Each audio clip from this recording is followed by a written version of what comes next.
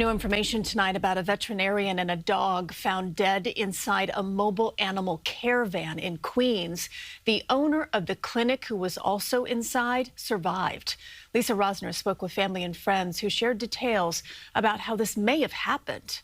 Monday, the white van known as Low-Cost Vet Mobile stayed parked next to mounds of snow on 65th Avenue and Parsons Boulevard in Flushing. The generator next to it is what police are investigating. Sunday, police found 57-year-old Dr. Ashraf Hussein and a dog dead inside. The owner of the clinic, 73-year-old Garo Alexanian, was found unconscious outside. Garo said he was unconscious for about 4.5 hours.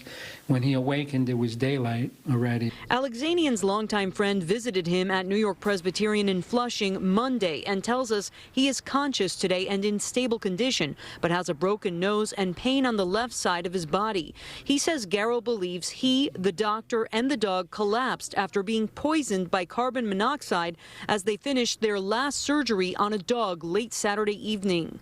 The neighbor and others were piling up the snow right next to the van, and it had blocked the exhaust of the generator.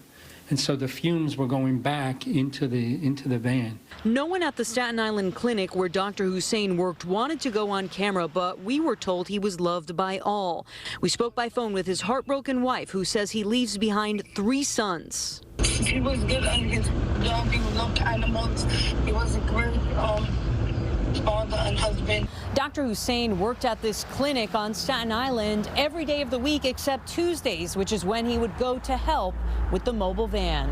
He was doing like volunteer. That's how much he loves his job. And at times he'll be home around like 4 or 5 o'clock. But if girls like reach out to him to help him with surgery and stuff like that, he would literally drive from Staten Island to Queens. He was actually working 7 days. The whole week he was working.